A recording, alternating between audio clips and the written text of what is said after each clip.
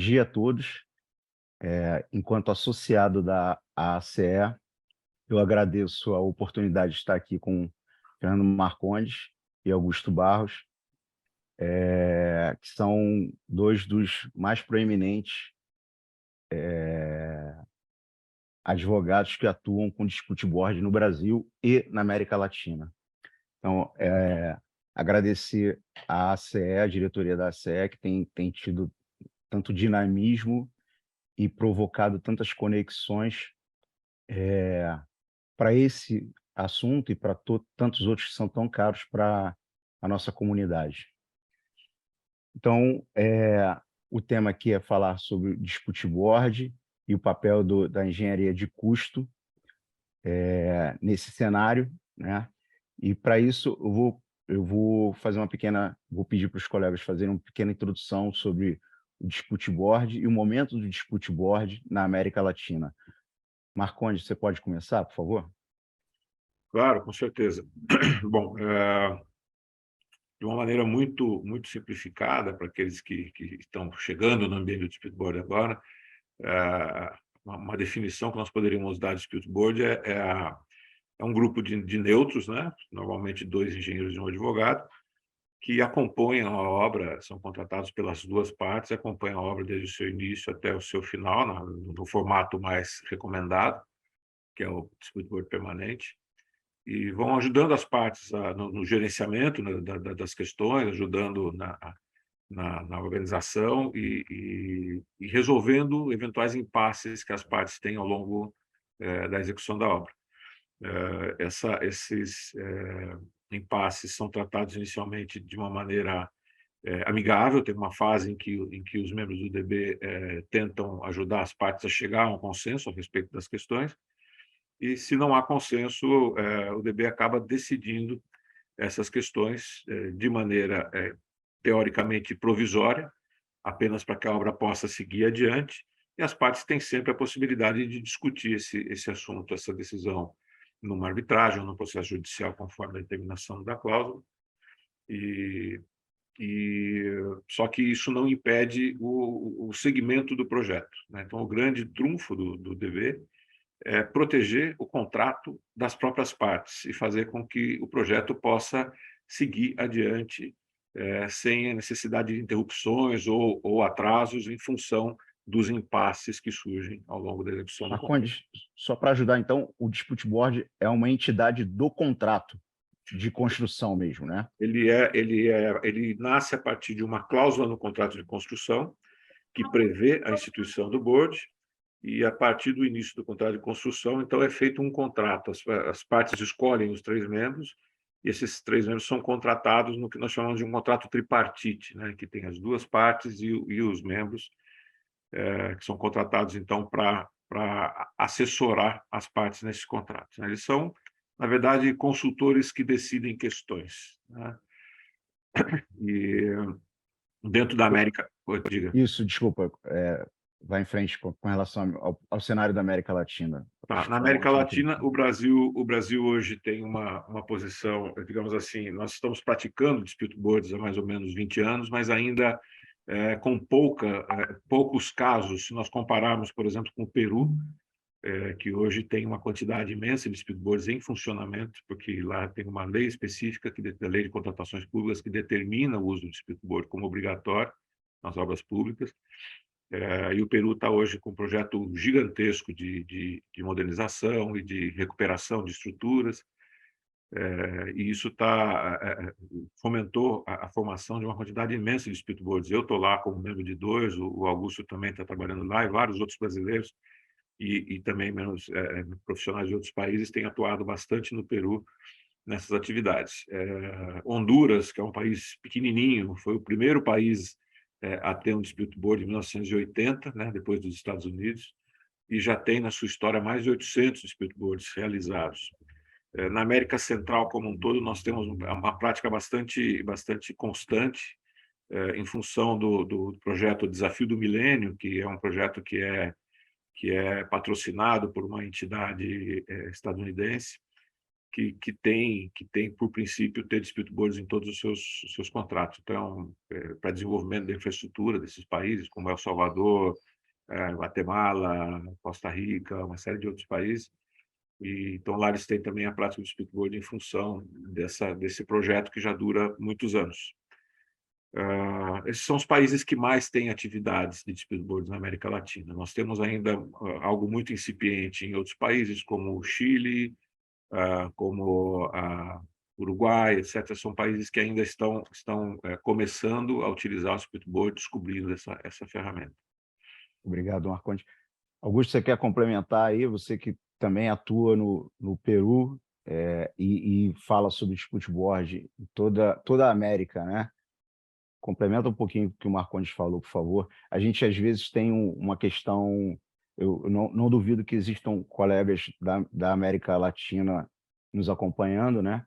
Porque essa comunidade de dispute board, ela se conecta muito fortemente, né? Então, acho que seria bom você falar sobre isso também, Augusto. Claro, Paulo. Bom dia, obrigado. Um abraço a todos que estão aqui conosco. Muita gente hoje, que é um super prazer para nós ver assim, o crescente interesse, né, nas discussões sobre o dispute board, exatamente o interesse que acompanha esse crescimento, né, assim, fazendo o gancho para a percepção geral da América Latina sobre o Peru, né? Querido Afonso Boatega, representante da Bolívia, representante da DRBF na Bolívia, está mandando um abraço para nós, tenho certeza que tem outros colegas também nos ouvindo. Então, o Peru teve essa experiência foi interessante, porque nós tivemos aqui no Brasil os primeiros casos, né? O caso da expansão da Linha 4 do metrô de São Paulo, que o Fernandão atuou, né? E já em conclusão. Tivemos a experiência dos Jogos Olímpicos, e isso chamou muito a atenção para os DBs. O Peru utilizou a experiência para os Jogos Pan-Americanos de Lima e teve uma experiência tão boa que, em seguida, os dispute boards decolaram no país, né? Eles já, enfim, passaram uma lei da adoção, da utilização obrigatória dos DBs em contratos de obras públicas, assim como no país as arbitragens nas obras públicas já são obrigatórias. Então, isso já tinha esse clima mais favorável, né? Então, eles fizeram essa passagem muito rápida e hoje atropelaram a América Latina. Eles estão realmente em quantidade de casos bem adiante, virou realmente um think tank, né? Porque são vários colegas, a prática no país é muito intensa, sobre a liderança do colega do Jaime Gray. A prática é muito intensa, muitos estrangeiros, muitos colegas que praticam os DBs em todo o mundo, nós aqui do Brasil, outros várias partes do mundo, também no país, e essa interação entre os membros e o número dos casos tem feito crescer de uma forma muito interessante o dispute board, não só na prática, né, mas as discussões estão muito interessantes, né? E a gente acompanha, como o Fernando disse, realmente os DBs chegam na América Latina na década de 80, né, o primeiro DB internacional, e depois essa utilização dele nas expansões. Desculpa, deu um bug aqui no meu fone, para tirar. Ele chega pela América Latina nos contratos do Banco Mundial, e para o restante da América a evolução vem agora, né? E muito na maior parte dos países a gente nota que esse impulso aos dos DBs tem chegado pela alteração nas leis de contratações públicas dos países, né? Assim, está acontecendo aqui no Brasil agora, que nós já temos a nova lei de contratações prevendo especificamente a utilização dos DBs para a resolução de disputas nos contratos, né? Na Costa Rica também foi assim, o Peru também teve a alteração, como o Fernando disse também, no Chile eles estão em um momento muito interessante, né, com a liderança da Marcela Radovic, que é a representante da DRBF no Chile, com um projeto piloto, utilizando os DBs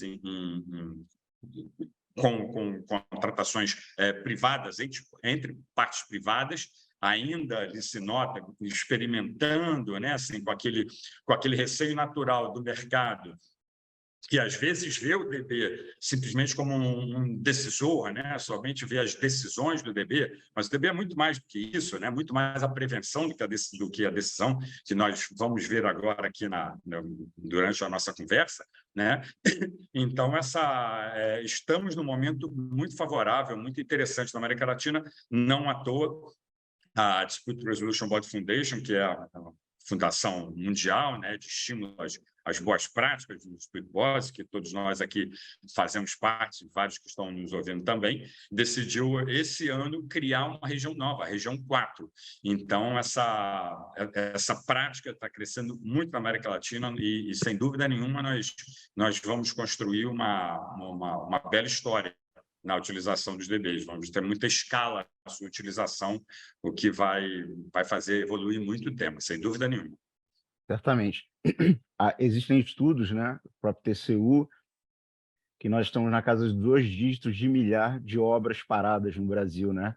E aí a gente tem um mecanismo que indica pela preservação da conquista do objeto da obra e que as discussões elas tenham uma solução, como disse o Marcondes, ao menos temporária, né? Que ela pode vir a ser definitiva, a depender da análise das partes, mas ela é temporária em prol do contrato continuar, em prol do contrato se concluir. Eu acho importante frisar, né, que tanto Marcondes como Augusto mencionaram, nós estamos falando de um mecanismo que é interno ao contrato e que ele não prejudica qualquer interesse em litigar na frente, né?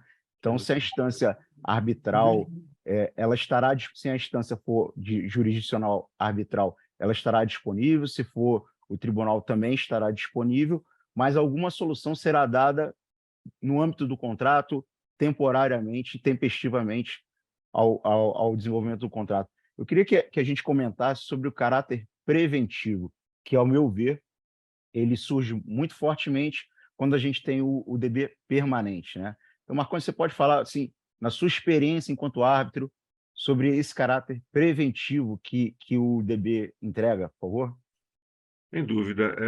Bom, as estatísticas internacionais são muito eloquentes nesse sentido, né?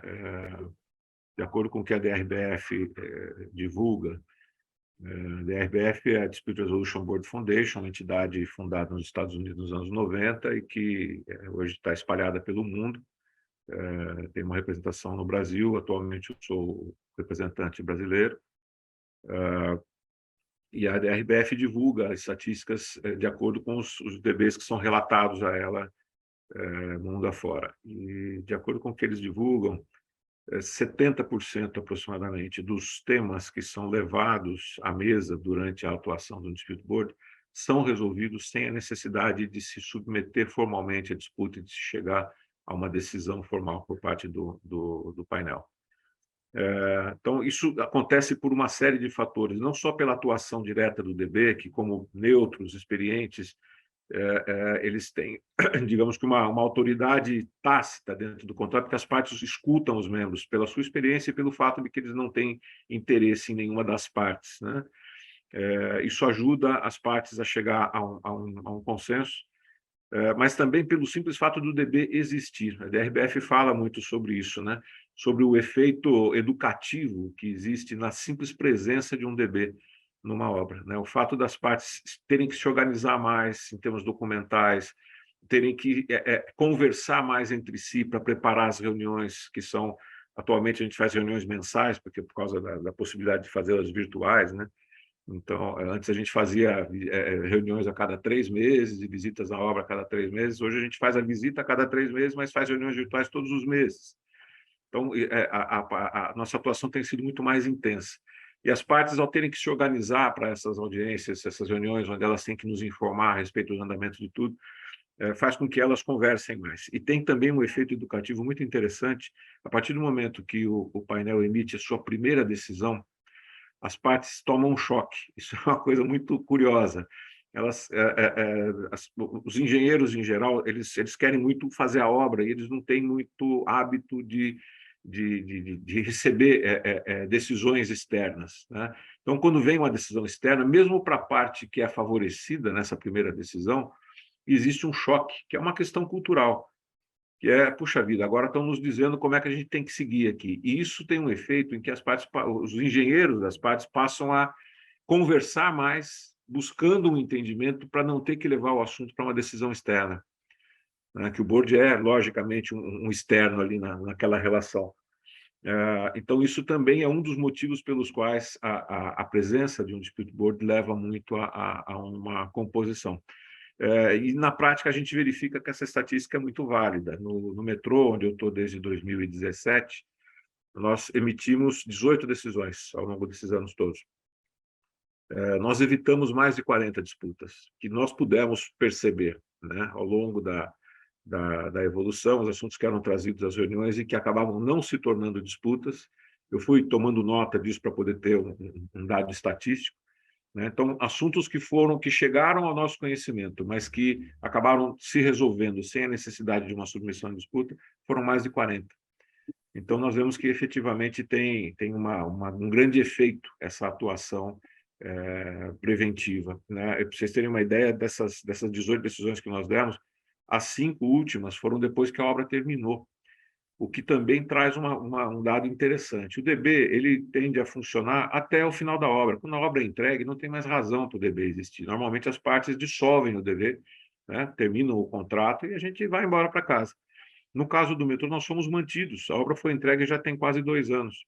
Mas nós fomos mantidos porque as partes entenderam que valia a pena levar para o DB os últimos assuntos que eles tinham para resolver, porque a opção para isso era ir para o judiciário. O contrato deles não tem cláusula de arbitragem. Então, até para resolver isso mais rapidamente, eles submeteram as questões finais, já com obra entregue, para que nós pudéssemos apreciar. Então, eu posso dizer que ao longo da obra foram 13 decisões que nós tivemos que emitir, contra mais de 40 que nós pudemos resolver sem a necessidade de uma decisão, pudemos contribuir para essa solução. Então, de fato, a atuação preventiva é muito eficaz, muito eficiente. Está mudo, Paulo. Está mudo, Paulo. Desculpa. Essa também é a minha experiência. Eu fiquei... porque, para quem não vivencia um dispute board, às vezes não se percebe o valor que ele tem, né? Mas quando você chega numa decisão que as partes, os dois escolhem estender o DB para resolver problemas, você diz assim, não, então gerou confiança, gerou segurança e gerou eficácia, né? Porque, do contrário, alguém não escolheria permanecer, né? O que você tem a dizer, Augusto, sobre o caráter preventivo aí? Eu acho... Sim, claro, assim, eu acho que é uma grande apresentação das vantagens do DB permanente, né? Porque assim, o DB sendo um método novo, né? Algo novo nos projetos, ainda se encontra pelo desconhecimento aquele receio em relação à figura do DB, em relação a como ele pode atuar, e aí defensivamente, muitas vezes as partes meio que forçadas ou querendo ter a primeira experiência, pensa num DB ad hoc, né? Não, vamos colocar um DB ad hoc. E em um cenário pior ainda coloca um DB ad hoc em que se prevê uma limitação dos temas que o DB pode decidir. Não, olha, o DB vai poder falar sobre isso, sobre isso, aquilo não pode. É o pior dos mundos, né? Assim, é importante que todos consigam perceber no DB algo muito antigo. Nós já temos a gente está falando da experiência na década de 80, né? Então, já é algo que tem muito tempo, é um método muito comprovado, já de uma prática já longa em todo o mundo, longa também na América Latina, embora não muito ampla, né? Não se notava muito, mas é algo muito estável, né? Desde que você tenha os seus membros bem escolhidos, assim como na arbitragem sempre se falou, né, que a qualidade da arbitragem se mede pela qualidade dos seus árbitros. O mesmo racional se aplica para o DB. Se você tem bons membros, você escolheu o que o mercado tinha de melhor para você ali naquele momento, né? Muito provavelmente você vai ter um DB, e você vai ter um bom DB, e principalmente com uma visão de membros que realmente façam DB, que tenham em mente a importância dessa função preventiva, isso vai funcionar muito bem, porque essa função preventiva ela toma muita energia da gente, é muito tempo. Então, um membro do DB tem que ter aquele gosto por fazer o DB mesmo, por ajudar o projeto, ajudar as partes, para investir sua energia e horas nessa prevenção. É muito mais fácil você não estar mais próximo ao contrato, não puxar essas informações, não provocar esses procedimentos, né, de prevenção de desacordos, de assistência informal, ali, dependendo da situação, e esperar que cheguem solicitações de decisão. Mas isso não é DB, né? A solicitação, a nossa atuação dando uma decisão, como o Fernando já falou, ela é limite. Ninguém quer dar decisão. A decisão é necessária para empurrar o projeto para frente, né? Não temos a pretensão que ela seja definitiva, a gente quer fazer o projeto seguir, né? Depois, se as partes quiserem brigar, continuar uma briga sobre aquilo ali, ela pode ir ao judiciário ou à arbitragem, onde for, para onde for a forma final de solução de discussão daquele projeto. Agora, o que a realidade mostra também, as estatísticas mostram, é que a qualidade dessas decisões ela é muito alta, o que acaba inibindo uma etapa posterior de discussão sobre aquilo no judiciário, na arbitragem. E quando essa discussão acontece, muitas vezes se chega à mesma conclusão, se confirma, né, de alguma forma, a decisão do DB no projeto. Porque, vejam, é difícil ser diferente, né? Você vai pegar bons membros, bons profissionais do mercado, eles vão acompanhar o projeto desde o seu início, vão estar ali no problema, vão ter um procedimento, vão ter informação, vão ter assim ao vivo, né?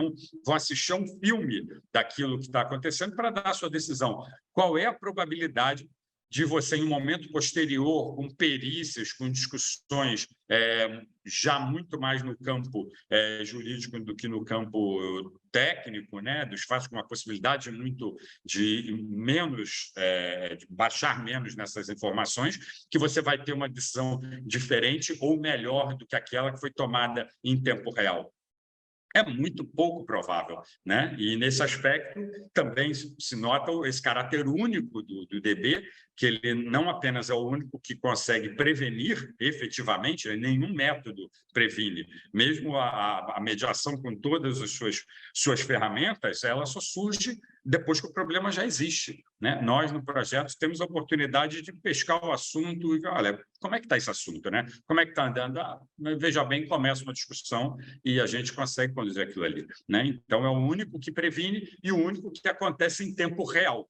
É o único que tem profissionais atuando, acompanhando aquilo e construindo essa confiança, né? Quer dizer, nós estamos ali todos os meses com reuniões com as partes, né? Com as visitas periódicas ao local de execução do projeto, conversando com as partes, visitando e criando esse vínculo de confiança, né? Isso se nota. E com isso também, mais uma vantagem clara do DB permanente, esse vínculo ele vai crescendo com o tempo, né? Aquela questão de comer 1 quilo de sal juntos, né?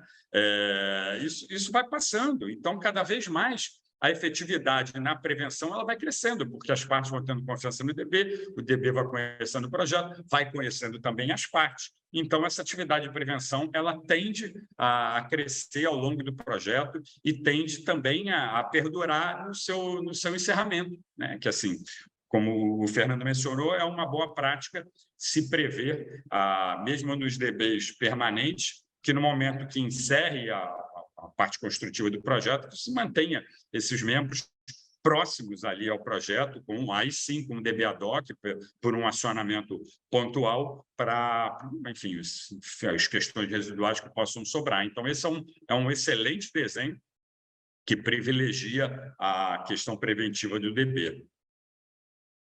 A escolha dos membros, né, Marcondes, ela tende a ser por pessoas qualificadas e também experientes em procedimentos como arbitragem, né? E isso acaba trazendo para as soluções que são implementadas um viés de uma antecipação de um resultado num procedimento arbitral, né? Eu queria que você discorresse acerca de qual é qual é o dia a dia do DB, o que que o membro faz, como é que é uma reunião, tudo isso. Uhum. Bom, normalmente a escolha dos membros ela recai sobre profissionais experientes de obra, né? Isso é algo que é bastante valioso, né? O conhecimento do dia a dia de uma obra. Então, tanto que originalmente eram engenheiros somente, hoje advogados também fazem parte dos DBs, normalmente advogados que têm experiência prática de construção, né? A experiência teórica apenas, ela tende a ser um pouco menos apreciada.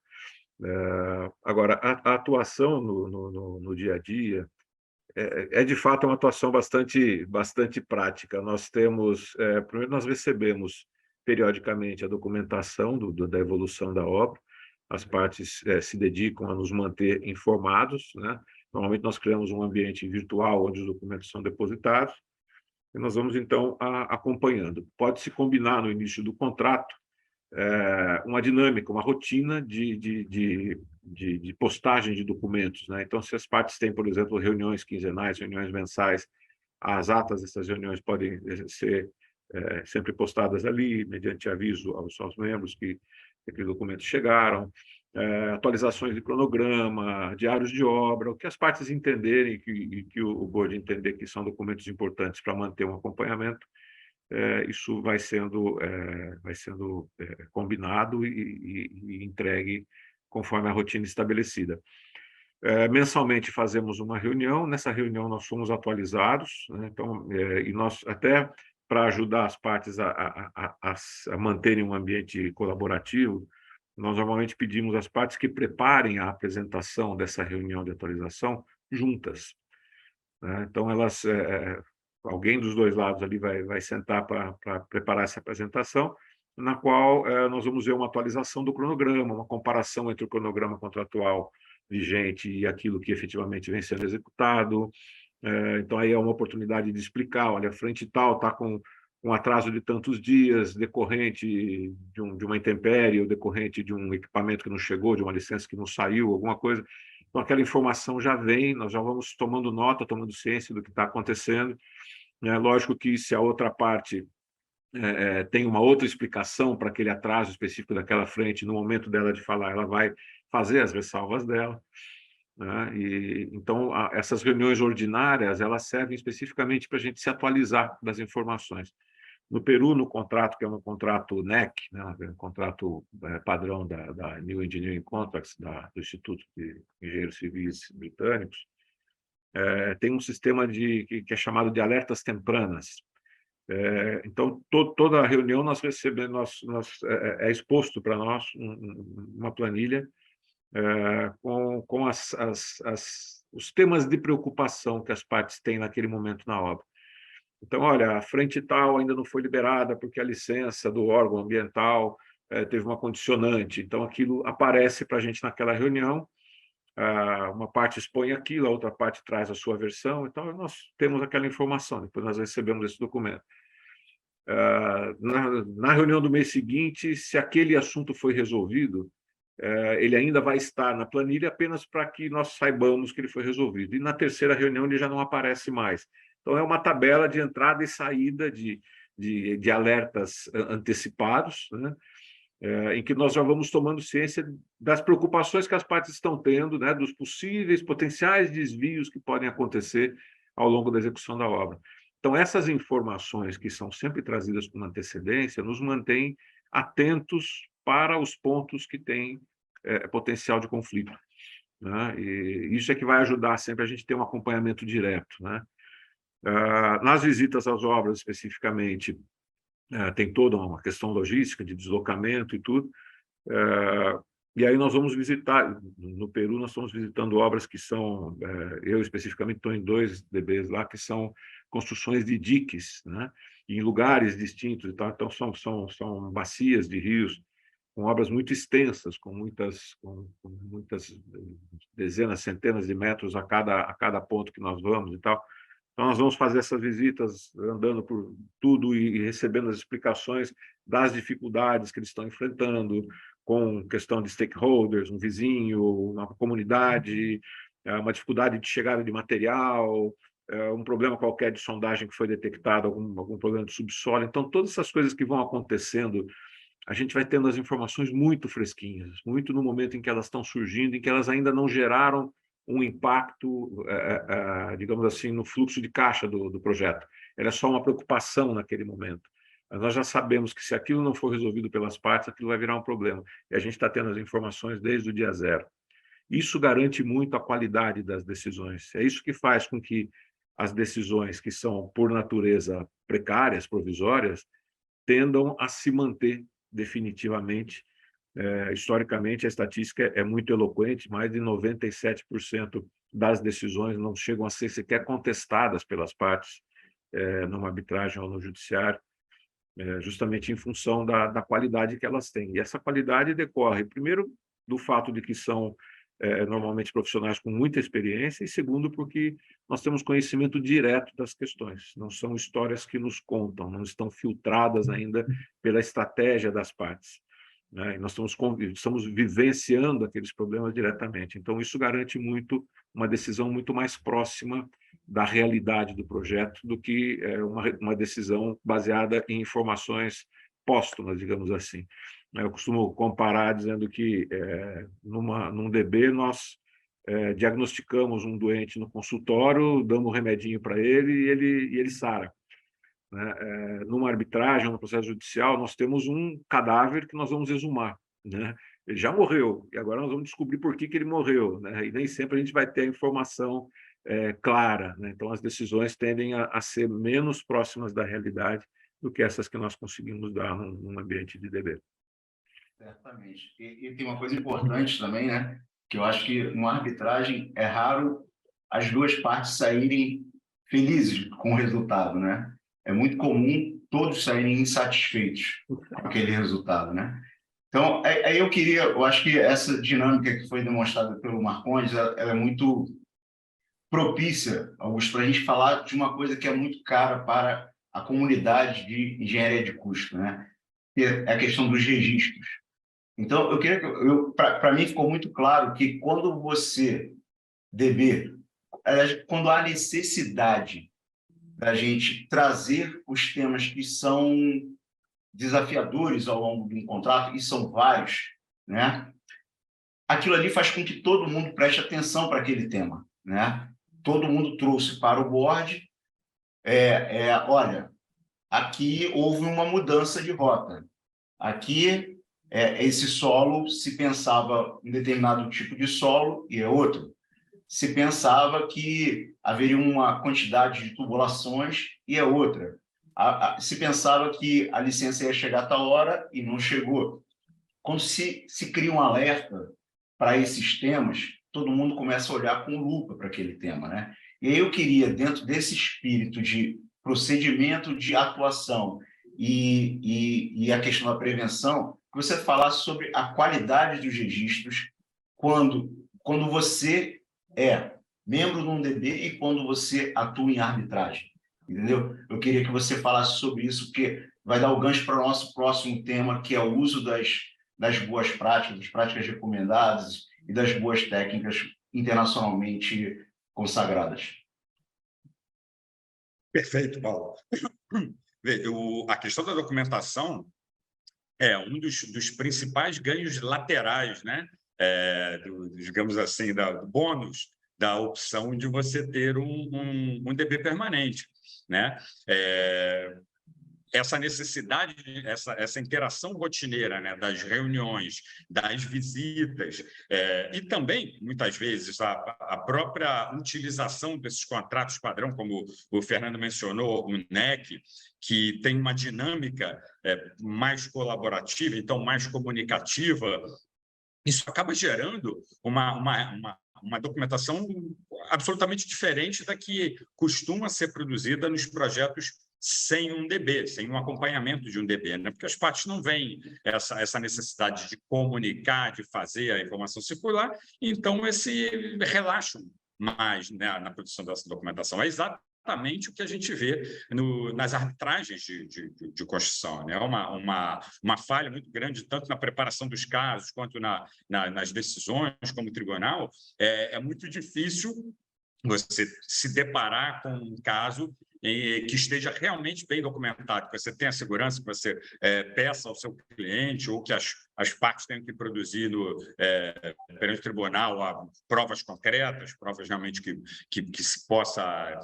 possam trazer a informação que se necessita. Nos projetos usuais, isso raramente acontece, né? Então, é importante enxergar o UDB também, uma vez mais advogando aí pela opção pelo DB permanente, enxergar como um novo ator dos projetos, né? Eu tenho conversado com muitos colegas nessa dúvida da adoção, né? Querendo saber o que é mais. A gente precisa ver como um novo ator.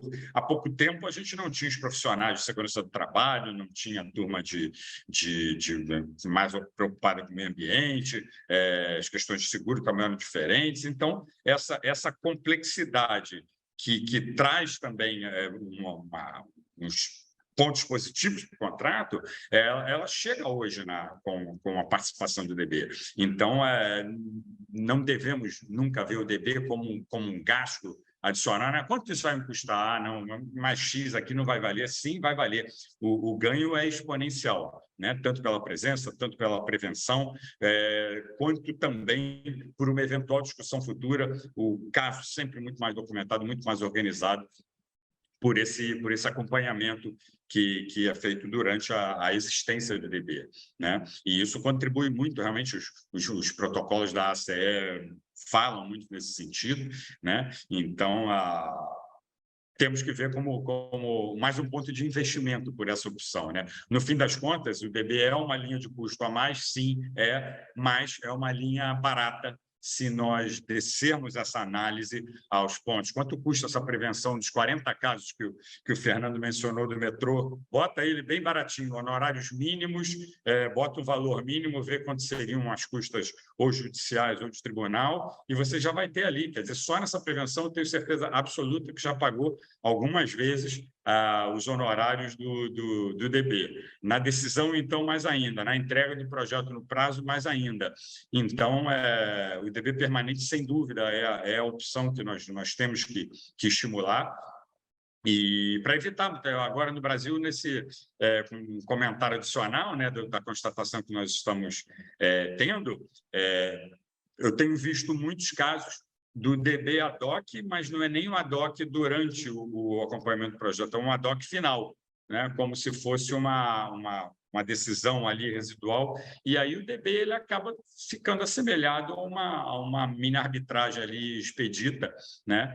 Sem as vantagens do DB, com as desvantagens ali do DB arbitragem. É claro que, com a confiança das partes nos profissionais que vão dar essa decisão, nesse DB-DOC, sim, até elas podem abraçar aquela decisão, chegar a uma conclusão, olhar e falar, não, realmente, uma boa decisão, vamos evitar a arbitragem. Continua sendo válido, mas perde tudo isso que nós estamos contando aqui em todos os sentidos, né?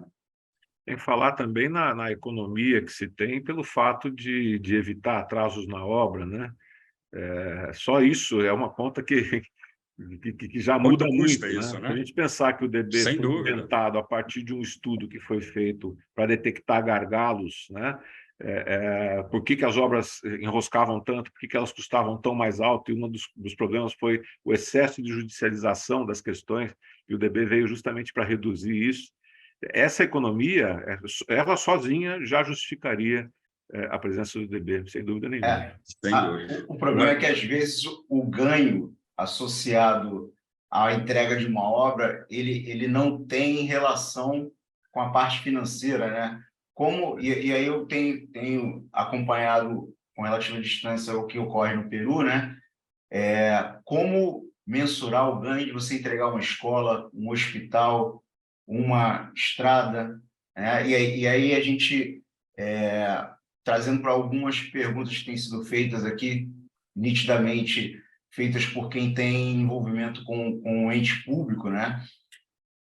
O que eu coloco para vocês é isso: como a gente comparar ganhos, né, em situações como a contratação de uma escola, como é que o Peru consegue justificar, né, colocar DBs em escolas, num projeto que tem, acho que são 20 escolas sendo entregues simultaneamente, né? E a gente aqui sequer consegue aprovar uma lei que dê tranquilidade para o gestor público ao uso do DB, né? Uhum. Bom, o Peru fez uma coisa muito inteligente, né? Eles colocaram o DB como algo obrigatório nos contratos públicos, então não é uma opção. Se quer fazer a obra pública, ela vai ter um dispute board. E outra coisa que eu achei fundamental, que ao contrário do que acontece aqui, né? Aqui o gestor público, se ele não recorre das decisões, ele está correndo o risco de ser processado na física, né? No Peru é o contrário. Uma decisão de um DB que eventualmente não satisfaça a expectativa da parte pública ou de qualquer das partes, ela deve se comunicar a insatisfação, mas só se pode entrar com arbitragem, e lá é obrigatoriamente arbitragem, depois que a obra for entregue. Então, a arbitragem fica para depois da obra. Isso é uma coisa interessante. E o gestor público só pode ir à arbitragem justificando a razão pela qual ele está fazendo isso. Então, ele não tem que justificar não recorrer, ele tem que justificar por que ele está recorrendo, por que ele vai movimentar a máquina pública, gastar o dinheiro público para contestar uma decisão, se ela estiver potencialmente correta. Então, ele tem que justificar que a decisão é claramente incorreta e que vale a pena lutar pela sua a modificação através de uma arbitragem. Então, é o inverso daqui, né? Aqui, se o gestor público não recorre, ele tem problemas. Lá, se ele recorre sem fundamentar, ele vai ter problemas, né? Então, isso é algo que é bastante interessante. E sobre qual é o ganho que se tem, a própria frase já diz, né? Qual é o ganho que se tem em entregar uma escola para a comunidade, em ter o espaço para as crianças poderem estudar. Quer dizer, o ganho é esse, né? A resposta está dada, é entregar o equipamento público para uso da comunidade. Nós temos mais de 13 mil obras paradas no Brasil, obras públicas nos 3 níveis, né? Quantas escolas, quantas rodovias, quantas praças, quantos milhões de aparelhos, milhares de aparelhos públicos que poderiam estar sendo utilizados pela comunidade estão parados, em grande parte em função de problemas que poderiam ter sido evitados com a mera existência de um dispute board no contrato, né? Então, isso acho que é muito eloquente, não precisa dizer mais nada a respeito do quanto é importante ter uma ferramenta como essa no contrato. Augusto, a gente falou sobre registro, estamos aqui na ACE, que é uma entidade internacional, e o que eu gostaria que você trouxesse sua experiência enquanto árbitro, e depois o Marcondes, eu acho que isso é o gancho que eu queria trazer para esse evento, né? Qual a qualidade dos registros? Porque a gente, associado à ACE, sabe das práticas recomendadas, só que elas são muito dependentes da qualidade dos registros, né? Então, a gente tem análise forense de cronograma e, muitas vezes, o profissional sabe lidar com qualquer das alternativas de análise forense, mas ele fica limitado à falta de registro. Então, da sua experiência enquanto árbitro e da sua experiência enquanto presidente de DB, o padrão que a gente atua no Brasil é que a presidência do DB seja de um advogado, né? Então, queria que você comparasse esses universos, né? E qual a capacidade, quando você olha trabalhando ombro a ombro com um engenheiro, ou arquiteto, ou profissional técnico que compõe o seu board, como é que você percebe essa atuação na melhoria da qualidade dos registros, nessas reuniões que acontecem, nessas interações com as partes? Veja, alguns pontos sobre isso, assim, já também comentando algumas certezas que você mencionou. Eu, de fato, primeiro, em relação à questão da nossa interação,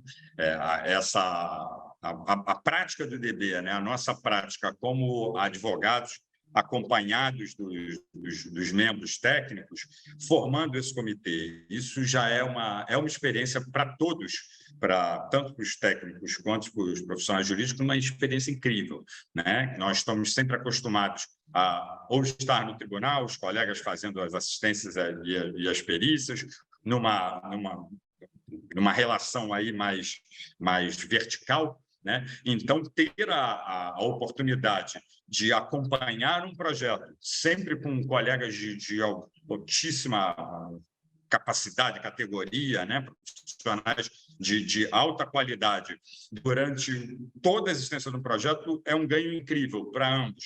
Não? Então, o crescimento é muito grande. A cada vez que chega um caso novo de DB, a expectativa de ser um projeto diferente, que você não teve a oportunidade de acompanhar do início ao fim, ela é grande. Eu fico torcendo que projeto vai ser, e é muito, muito gratificante isso, né? Um segundo ponto importante também, dessa relação entre DB e arbitragem, que eu acho muito importante a gente ter bastante claro, ainda que seja de uma forma pontual, é realmente a natureza do DB, né? Então, a gente fala mesmo de uma forma mais corriqueira, menos atenta. Não, o tribunal vai manter a decisão do DB, a decisão foi mantida ou não manteve. Não é um caso de manutenção da DB, né? Porque a arbitragem não pretende nem deve ser uma segunda instância do DB, né? O DB é um método pleno, único, funciona no contrato autônomo, não tem a pretensão de ter a decisão mantida ou não.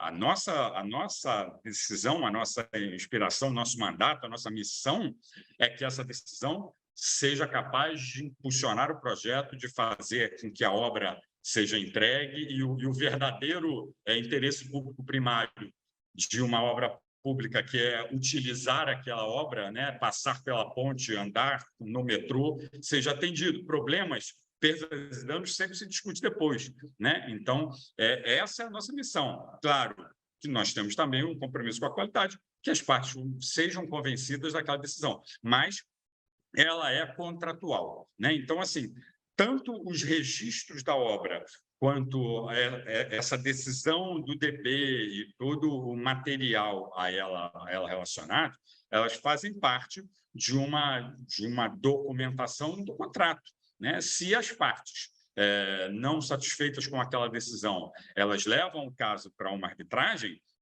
a discussão, primeiramente, o árbitro ele vai olhar aquela decisão e vai ver os membros do comitê, sendo uma decisão, né, que deve ser cumprida no projeto, uma decisão mas de adoção obrigatória, que é a que realmente empurra a obra. A parte insatisfeita pode levar aquele caso e falar, olha, eu não quero cumprir essa decisão, não acho que está certo, eu quero entrar com uma liminar aqui para que eu não seja obrigado a cumprir essa decisão. A primeira coisa que o tribunal arbitral ou o judicial vai ver, como aconteceu em uma discussão, uma decisão no metrô de São Paulo, ele vai ver se foi tudo cumprido ali, né? Nossa, esses membros, esses profissionais, têm um contrato aqui que diz que eles devem atuar da seguinte forma, tem um regulamento que eles têm que seguir. Tudo isso foi seguido? Sim, foi seguido. O que diz? O que as partes pactuaram? Pactuaram que, sendo tudo seguido, elas têm que adotar aquela decisão, mesmo que ela depois venha a ser revertida. Então, a análise é sempre documental, né? Contratual. Não se trata de manutenção, olha, tem uma decisão do DB, então está mantida. Uma decisão do DB, não, calma, não é uma segunda instância. Isso é muito importante que a gente saiba, até para reforçar o perfil permanente, até para afastar medos indevidos da decisão do DB, né? Então, isso é muito importante. E quanto à questão da qualidade dos registros, é indubitável que esses casos que chegam documentados de uma decisão do DB que chegue a um tribunal, eu ainda não tive essa oportunidade de estar na cadeira contrária, chegando a uma discussão vinda de um comitê de um DB. Mas eu não tenho a menor dúvida, pela prática de outros casos, que esse caso vai ter uma documentação muito mais fácil. Primeiro, o caso, né, o contrato tem um DB atuante, então a gente já sabe que a cadência na geração dessa informação, os documentos de acompanhamento, tudo isso a gente já espera que tenha um histórico absolutamente diferente do que a gente vê no dia a dia, né? Então, isso para a função do jogador, para a função do árbitro, muito melhor, né? Você não vai depender tanto de estimativas e tão dependente da perícia para a produção póstuma, como mencionou o Fernando, dessa documentação, né? Tendo isso produzido, tendo essa consciência de que isso foi construído em tempo real, a confiabilidade dessa informação é muito maior, a segurança do jogador ela é muito maior. Então, é um caso também de se ver como uma cadeira alimenta a visão da outra, né? Como é importante também os colegas também que vão atuar saberem trocar de cadeira e botar o chapéu correto, né? Quer dizer, mesmo tendo a experiência na função de árbitro, em construção, que estando no EDB seja capaz de fazer a prevenção, fazer essa documentação, que nas suas decisões também sejam capazes de dar uma decisão completa, uma redação de uma decisão com o histórico, com o razonamento, né? a fundamentação, a decisão, que nessa decisão se baste, né? Que seja suficiente, que tudo esteja muito bem documentado. Esse cuidado como DB, pensando que tudo aquilo ali pode ser útil, não só é útil durante o projeto, mas pode ser útil posteriormente e que também atue nesse sentido, de zelar por essa boa produção de documentação do projeto. O Marcondes, eu queria pegar esse gancho final, antes de passar a palavra para você, que é assim, a gente falou em decisão, e esse foi o momento em que o Augusto ele falou o que vem uma decisão, né? Uma decisão é algo estruturado, algo que tem base em técnica, não é uma opinião. Não, eu acho isso, não, eu acho aquilo. Estamos falando que o DB vai proferir uma manifestação que ela é rica em registros, rica em análise técnica e jurídica também, por isso da formação híbrida do board, né? de associar técnicos e advogado. E aí eu vou fazer um contraponto também num painel arbitral, que são comumente 3 advogados, né? Então, a análise ali mais comum é a análise do direito, e muitas vezes a gente ouve que os advogados, os árbitros, ficam em dúvida sobre uma técnica ou outra técnica que é trazida por essa ou aquela parte, né?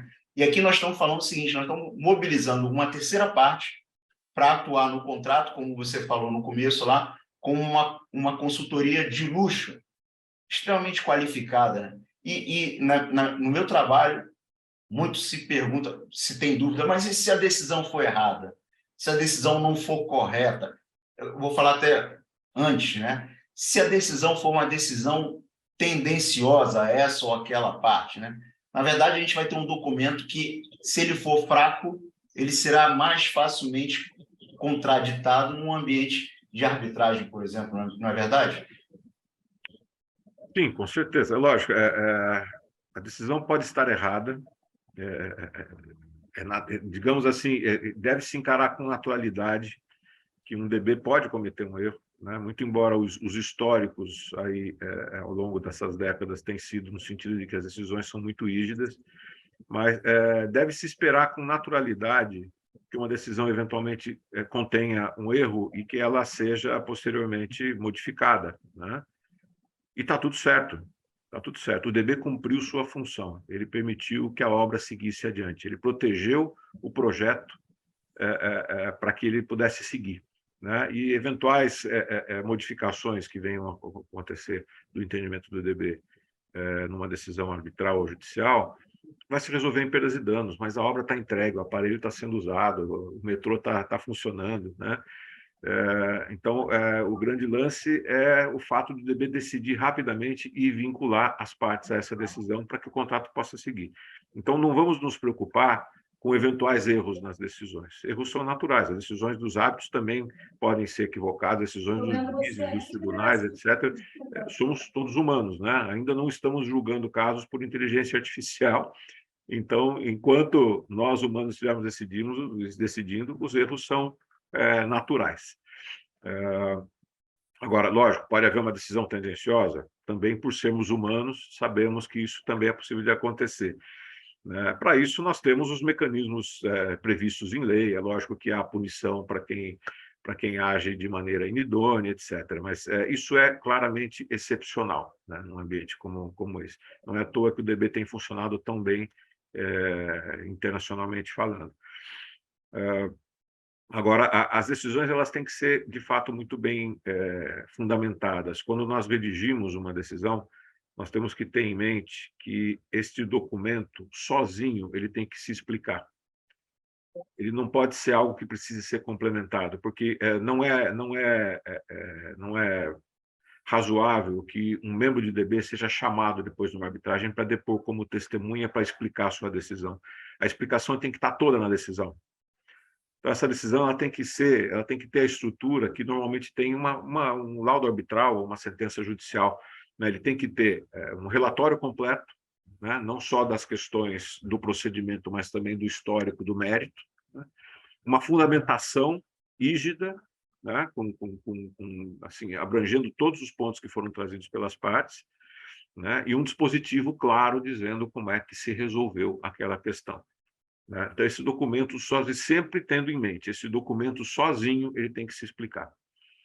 Ele não pode ser complementado por mais, ele tem que ser suficiente para que um futuro intérprete possa entender qual foi o mecanismo, o raciocínio mental daquele grupo de especialistas para chegar à decisão que chegou, para que ele possa analisar aquilo. Porque o futuro tribunal arbitral ele não vai analisar a decisão para confirmá-la ou revogá-la, ou revertê-la. Mas ele vai entender o histórico de toda a questão e a razão, o mecanismo mental daqueles que presenciaram aquilo, para poder formar a sua própria opinião. Na hora de decidir numa arbitragem, a decisão não é confirmo a decisão do DB ou revogo a decisão do DB. Ele vai dar procedência ou não para o pleito que foi feito. Certo? Então, não se trata de rever a decisão do DB, mas a decisão do DB é muito importante para a ilustração do caso para o Tribunal Arbitral, para o futuro Tribunal Arbitral. Daí a necessidade dessa rigidez, né? E só um comentário a respeito da questão dos documentos. Eu sou árbitro há 22 anos. Muitas vezes a gente padece de mais informações. As partes sequer têm essas informações porque não tiveram a preocupação de fazer os registros adequados ao longo da obra. Quando a gente fala de questões de produtividade, principalmente, que né, a própria ACE tem mais de 20 métodos aí para se calcular a improdutividade. A improdutividade é algo que, quanto menos documentos, menos segurança a gente vai ter para estimar uma improdutividade, né? Existem até métodos comparativos, como o Measured Miles, que acaba sendo até bastante utilizado justamente pela falta de informações, né? A gente vai comparar um período normal de cronograma com um período caótico e tirar dali algumas conclusões. O resultado é sempre estimativo, né? E quanto mais documentos nós tivermos, mais próximo da realidade a gente vai ter, a gente vai chegar, né? Então, sem dúvida nenhuma que uma obra bem instruída, que um DB contribui para que isso aconteça, vai facilitar muito a vida das partes e dos árbitros também na hora de analisar essa questão no futuro e garantir uma decisão de maior qualidade, né? Eu vi que nós temos perguntas aí no nosso coisa também, não sei se... Eu tentei responder algumas aqui, mas o nosso tempo realmente está concluindo aqui. Em respeito ao tempo, Marcondes, queria suas considerações finais. Bom, ao fim eu falo aqui dos meus sentimentos com esse dia, com esse evento. Tá bem. Bom, assim como o Augusto, né, que é meu companheiro de missão aí, né, de Dispute Board, nós falamos sobre isso há muito tempo, né? Acho que deve fazer uns 15 anos que a gente... No começo, eu gosto de falar que a gente falava mais um para o outro, porque não tinha ninguém para nos ouvir, né? Mas, hoje em dia, a gente, felizmente, tem um público bastante interessado no assunto do Dispute Board. Eu não tenho dúvida que é uma ferramenta muito importante. Nós temos hoje aí 2 projetos de lei que estão do Senado já foi para a Câmara, e na Câmara agora nós aguardamos o andamento dos 2 projetos que estão apensados. Esta semana eu estive, anteontem, junto com a Ilma, presidente da ACE, junto com o Marcelo Mesquita, que é o vice-presidente do IBDIC, e a Juliana Loss, que fez essa iniciativa, que é da Câmara da FGV. Nós fomos falar com o ministro Luiz Felipe Salomão, pedindo a ele formalmente um apoio para que, assim como ele deu esse apoio para o projeto de lei de mediação e também para a reforma da lei de arbitragem, vamos pedir a ele o apoio para que nós pudéssemos, para que nós tenhamos a oportunidade de seguir com esses projetos e até de auxiliar tecnicamente os legisladores para que a gente tenha um projeto de qualidade. Esse projeto, assim, o DB não precisa de lei para funcionar, mas para conforto do agente público é importante que nós tenhamos uma regulação. Recentemente, o TCU deu uma decisão a pedido da NTT, dizendo, olha, vocês não podem usar DB no projeto de vocês porque não tem regulamentação. Então, até para que possa ter uma base legal, para que o agente público se sinta confortável e seguro para utilizar os dispute boards, é necessário que essa legislação entre em vigor o mais rapidamente possível. Temos trabalhado nesse sentido. A nova lei de licitações já prevê a utilização do dispute board.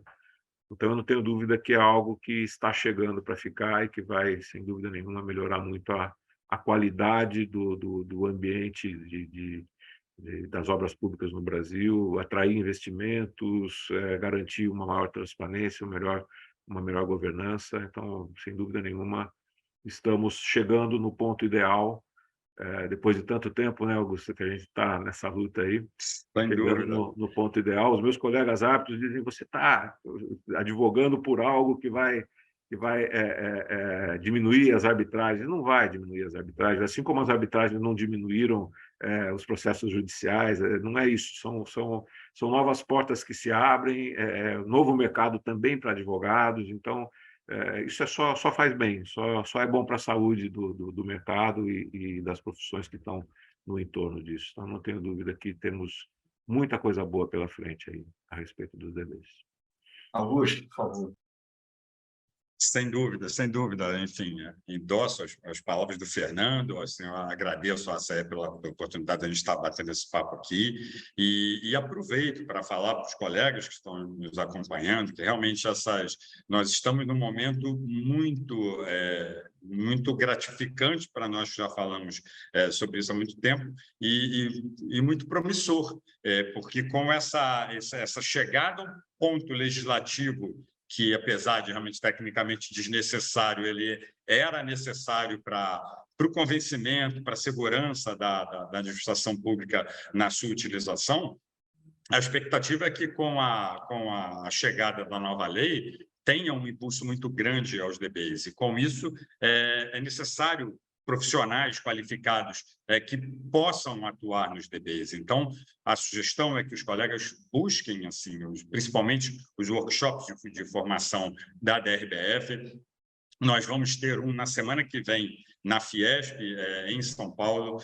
Os que tiverem oportunidade e ainda tiverem tempo para se programar, vão ser 2 dias, são sempre ótimos os treinamentos lá, como todos os outros treinamentos da DRBF. Então, assim, busquem a qualificação, fiquem atentos, porque nós precisamos de bons profissionais para que as partes possam ter boas experiências e que os dispute boards cresçam. Esse vai ser o nosso próximo desafio, o desafio da construção do caminho.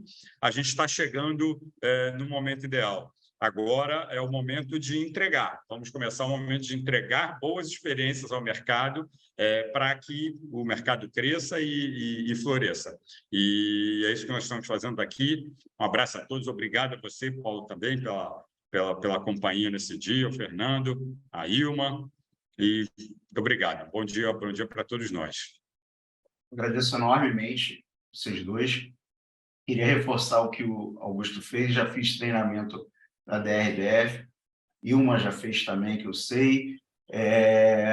Queria reforçar que, na minha opinião, dos colegas engenheiros, eles não têm olhado com atenção essa oportunidade que se abre, né? Nós estamos falando aqui de um padrão de conformação de painel que tem 2 técnicos e 1 advogado, né? Então, se você tem certificação da ACE, ou se não tem, é bom buscar, mas se você é um profissional de destaque na análise, no apoio à administração contratual, faça um treinamento desses da DRBF, se informe e se forme enquanto um potencial membro e dispute esse espaço no mercado, porque um dos gargalos para a profusão de dispute board, na minha visão, é a falta de profissionais técnicos qualificados para essa área. Não que não existam, mas ser membro de um dispute board traz